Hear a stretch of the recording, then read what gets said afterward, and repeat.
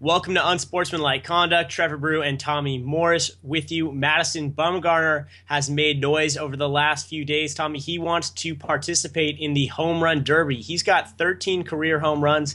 He swings quite the mean bat. Do you think the Giants should let him participate in the home run derby if he gets the invite?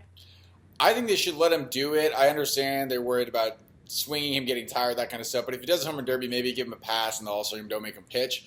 I think he should do it. I think it'd be exciting. He has a home run derby swing because he literally just goes up and tries to hit home runs every time. I think it'll be fun. The event is losing its luster. Actually, the whole All-Star weekend kind of is losing its luster in general. So this would kind of spice it up. And I think, yes, let him do it. What do you think, Trev? As a general fan, I'd love to see him in it. As a Giants fan, not really, because who knows, one wrong swing of the bat and there goes your ace for the postseason. But you bring up a good point, Tommy. Over the last few years, the All-Star game has lost its luster. It's pretty ridiculous that baseball decides its World Series home field advantage team by the All-Star game. What do you think they could do to spruce things up, and make it a better event? I was originally going to say this suggestion just for the All-Star game, but I have now changed my mind. I want it for the whole entire weekend. I would like to see aluminum bats throughout the whole All-Star weekend because everyone likes dingers, and you want to see a whole bunch of dingers. You want to see some screaming line drives going 700 feet. Give the guys some aluminum bats. Let's see what they can do. I want to see some scoreboards broken. I want to see some fans with holes in their hands. Aluminum bats all weekend. If you give out aluminum bats, I think you got to make people check their phones at the door because the way that people are glued to their phone these days and the way the ball would come off an aluminum bat, you might have multiple casualties out in the stands, Tommy. You think about that at all? Part of the price of paying entry to such an awesome contest, which would be like an awesome contest like Major League Baseball with aluminum bats, it's built-in cost. You know, it's the risk reward. A few people are going to go down. That's just part of it. Well, I mean, the society's too soft nowadays, so this is fine. Tommy, bring glove.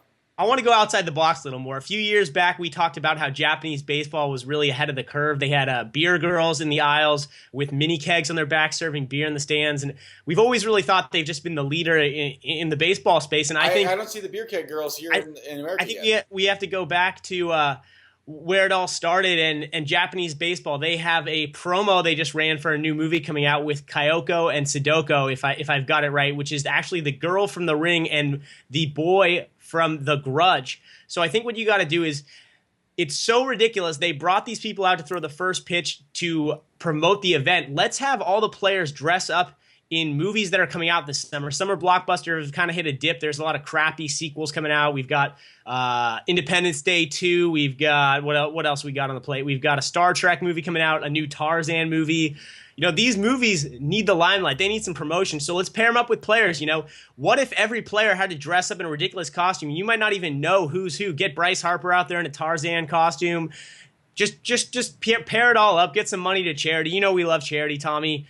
And that's how you get eyeballs on the All-Star game. I will say this. San Diego State University does have a Halloween game for their baseball team in the fall where they all have to dress up in costumes. And it is entertaining. You're right. So I think that is a good way to go.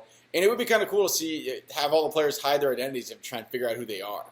Exactly. You wouldn't know who they are. You'd have to divide them up by pitchers and batters so they at least knew who to pick if they were doing, picking teams at the beginning of the game. But what's better than costumes is people throwing 100 miles an hour and people hitting 500-foot home runs in a Darth Vader costume. With a metal bat. With a metal bat.